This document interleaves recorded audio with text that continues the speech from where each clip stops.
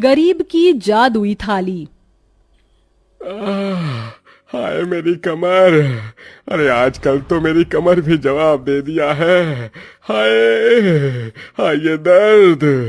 जब इतना ही दर्द रहता है आपकी कमर में तो क्यों करते हैं ये खेती? अब तो छोड़ दीजिए। अरे देवकी, अगर खेती छोड़ दूंगा तो घर कैसे चलेगा? अभी तो अर्जुन की पढ़ाई भी पूरी नहीं हुई है, उसकी पढ़ाई का खर्चा भी तो उठाना है।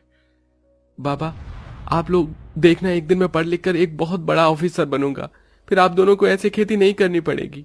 भगवान करे तू अपनी जिंदगी में बहुत आगे बढ़े। अब चलिए सब लोग खाना खा लीजिए। पूरा परिवार खेत में बने एक बड़े से पेड़ के छांव के नीचे बैठकर खाना खाता है। बाबा, आज सुबह मैं अखबार पढ़ रहा था, सुनने में आया है कि इस साल सब्जियों के दाम दुगने हो जाएंगे। ये तो सच में बहुत बढ़िया खबर है। अगर ऐसा हुआ तो इससे किसानों को बहुत फायदा होगा। अरे किसानों का तो फायदा होगा, लेकिन बेचारे गरीब लोगों का क्या होगा? कैसे खरीदेंगे वो महंगी महंगी सब्जियां? महंगी सब्जियों के दाम सुनकर जहां किसान मनोज का परिवार खुश था, तो वहीं मनोज को गरीब लोगों की काफी फिक्र हो रही थी। ऐसे ही समय गुजरता है और कुछ दिनों में मनोज खेती करके सारी सब्जियां लेकर उन्हें बाजार में बेचने के लिए निकल जाता है। अरे काका, ये आलू और टमाटर कैसे दिए हैं?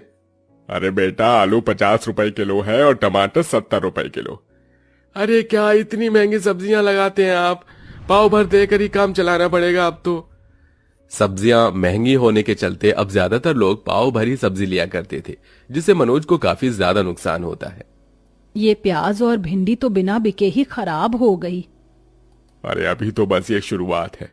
मुझे तो लगता है आजकल जो पाव भर में सब्जियां बिक रही हैं, वो भी आगे चलकर नहीं बिकेंगी।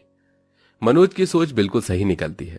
कुछ दिनों में लोगों ने सब्जियां खरीदना बिल्कुल ना के बराबर कर दिया था, जिससे मनोज का काफी नुकसान होता है और मनोज की मुश्किल से 50-100 रुपए की कमाई हो पाती है और इन पैसों में घर का खर्च लाना बिल्कुल नामुमकिन था। हे भगवान, अगर ऐसा ही रहा तो घर का खर्चा कैसे चलेगा? ऊपर से अर्जुन के कॉलेज की फीस भी अगले महीने तक जमा करनी है। अरे मुझे तो समझ में नहीं आ रहा, कहीं ऐसा ना हो कि खेत गिरवी रखने की नौबत आ जाए। शुभ शुभ बोलिए। अगर ऐसा हुआ तो हम तो बर्बाद हो जाएंगे। हमारे पास इस खेत के अलावा और है ही क्या? अपने माँ बाप की हालत और उनको परेशान देख अर्जुन अब एक बहुत बड़ा फैसला लेता है।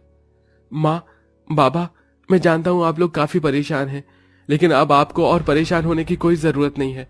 मैंने सोच लिया है, अब मैं शहर जाकर नौकरी करूंगा। अरे बेटा नहीं, पढ़ाई की उम्र में हम तुझे नौकरी नहीं करने दे सकते।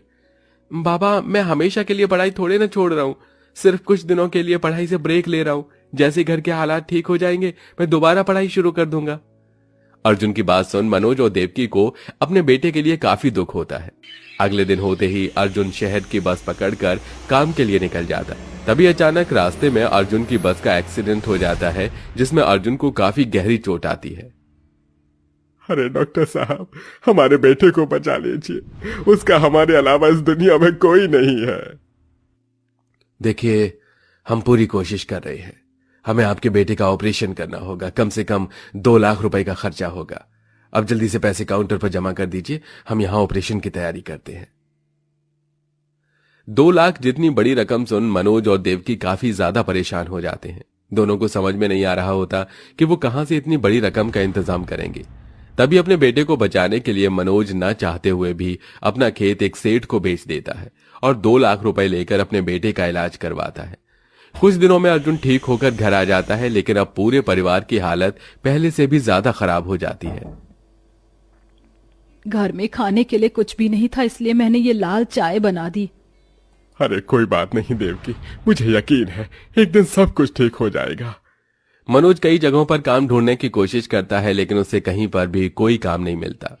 एक रोज मनोज नौकरी न मिलने की वजह से निराश होकर घर लौट रहा होता है कि तभी उसे जंगल के पास एक खेत दिखाई देता है। अरे कितने सालों से इस खेत को देख रहा हूँ। ये लावारिस खेत है, इसका कोई भी मालिक नहीं। अगर मैं इस पर खेती करके सब्जियां उगाऊंगा तो अपने घर के हालातों को ठीक कर सकता हूँ। मनोज घर जाकर खेती करने का सामान लेता है और उस खेत पर जाकर कुल्हाड़ी से खेत जोतने लगता है, लेकिन खेत की जमीन काफी ज्यादा सख्त होती है, जिसके चलते मनोज को खेत जोतने में काफी ज्यादा परेशानी होती है। हे भगवान, अब तुम ही अपना कोई चमत्कार दिखाओ। 2 दिन हो गए लेकिन आधा भी खेत ठीक से जुत नहीं पाया है। मनोज परेशान होकर बार बार भगवान का नाम लेकर खेत जोतने लगता है। तभी अचानक मनोज खेत में एक जगह कुल्हाड़ी मारता है और उसे टन से आवाज आती है। अरे ये आवाज कैसी है? जैसे मानो नीचे कोई बर्तन हो। मनोज फावड़े की मदद से खेत की जमीन की मिट्टी को हटाने लगता है। काफी देर तक मिट्टी हटाने के बाद मनोज को उस खेत के अंदर एक सुनहरी रंग की थाली मिलती है। अरे ये थाली इस खेत में क्या कर रही है? भला थाली को जमीन के अंदर कौन गाड़ता है? लेकिन दिखने में तो काफी सुंदर है। एक काम करता हूं, इसे घर ले चलता हूं। मनोज उस थाली को अपने घर ले जाकर रख देता है और ऐसे ही कुछ दिन गुजर जाते हैं। एक दिन सारा परिवार खाना खा रहा होता है कि तभी अचानक अर्जुन जिस थाली में खाना खाता है उस थाली में छत से एक छिपकली आ गिरती है। हे भगवान, ये छिपकली कैसे गिर गई? बेटा तू ये खाना मत खा, मैं तुझे दूसरा खाना देती हूँ। देवकी जल्दी से चूल्हे के पास एक थाली उठाती है। ये वही थाली थी जो मनोज खेत के अंदर से लेकर आया था। देवकी जैसे ही उस थाली में एक रोटी और अचार रख के अर्जुन को देती है तो अचानक उस थाली के अंदर से एक सुनहरी रोशनी निकलती है और देखते ही देखते वो एक रोटी 2 रोटी में बदल जाती है और अचार भी ढेर सारा हो जाता है, जिसे देख वो तीनों काफी हैरान होते हैं। ये क्या जी, ये अचानक एक रोटी 2 रोटी में कैसे बदल गई? अरे मुझे भी अपनी आंखों पर यकीन नहीं हो रहा। ऐसा लगता है कि किसी ने जादू किया हो। अर्जुन उस थाली के अंदर से उन 2 रोटियों को निकाल कर फिर से एक रोटी रखता है और देखता है कि इस बार भी उस थाली के अंदर से फिर से सुनहरी रोशनी निकलती है और वो रोटी 2 रोटी में बदल जाती है। बाबा, ये कोई साधारण खाने की थाली नहीं बल्कि जादुई खाने की थाली है। अगर हम इसमें कोई भी खाने की चीज रखेंगे तो वो डबल हो जाएगी।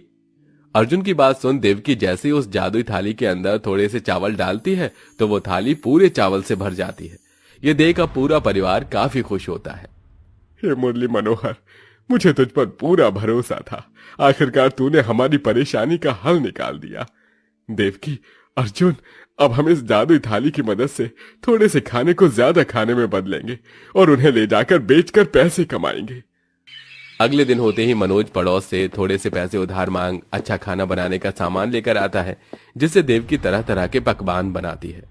उन सभी पकवानों को एक एक कर उस जादुई थाली में रख देती है और देखते ही देखते वो थोड़ा बहुत पकवान पहाड़ जितना बढ़ जाता है और अब उन पकवानों को लेकर तीनों ठेले पर उन्हें बेचने के लिए निकलते हैं। क्या बात है काकी, कल तक तो आप लोग रोटी रोटी के लिए तरस रहे थे और आज आप खाना बेच रहे हैं। कोई लॉटरी लग गई है क्या? ये तो बस भगवान की कृपा है। देवकी, मनोज और अर्जुन अब तीनों हर रोज और जादुई खाने की थाली की मदद से खाने को डबल करके उन्हें बेचकर ढेर सारे पैसे कमाते हैं, जिससे अब धीरे धीरे उनके घर के हालात भी ठीक होने लगते हैं। वहीं अर्जुन अपनी पढ़ाई दोबारा शुरू कर देता है।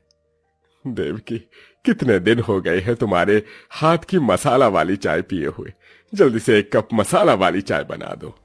जी बस ये पैसे रख दूं, फिर आपके लिए चाय बनाती हूँ। देवकी उन पैसों को ले जाकर संदूक में रख रही होती है कि तभी अचानक देवकी के हाथ से एक 50 रुपए का नोट गिरकर सीधा उस जादुई थाली में गिर जाता है और देखते ही देखते 50 रुपए का नोट ढेर सारे 50 रुपए के नोट में बदल जाता है, जिसे देखकर और मनोज काफी हैरान होते हैं। ये क्या जी, हमें तो लगता था कि ये जादुई थाली सिर्फ खाने को ही डबल कर सकती है, लेकिन इसने तो इन पैसों को भी डबल कर दिया। देवकी की बात सुन मनोज अब जैसे ही उस जादुई थाली में एक 100 रुपए का नोट डालता है तो वो भी ढेर सारे नोट में बदल जाते हैं, जिसे देख अब दोनों पति पत्नी का खुशी का कोई ठिकाना ही नहीं रहता। मुझे तो अपनी आंखों पर यकीन ही नहीं हो रहा कि सब सच है। सुनिए जी, अब हम इस जादुई थाली की मदद से सिर्फ अपनी ही नहीं बल्कि लोगों की भी मदद करेंगे। लगता है ये जादुई थाली भगवान ने हमें इसलिए ही दी है। देवकी की बात सुन मनोज काफी खुश होता है, जिसके बाद अब वो लोग उन पैसों को डबल करते हैं और सबसे पहले मनोज सेठ से अपनी गिरवी रखी हुई जमीन को छुड़वा कर दोबारा उस पर खेती करना शुरू कर देता है। वहीं अब देवकी जहां अमीर लोगों को पैसों में खाना देती है, वहीं गरीब लोगों को मुफ्त में खाना देकर उनकी मदद करती है। बहन जी, आपका बहुत बहुत शुक्रिया। भगवान आपका भला करे। आज आपकी वजह से मेरा पूरा परिवार पेट भर कर खाना खा पा रहा है।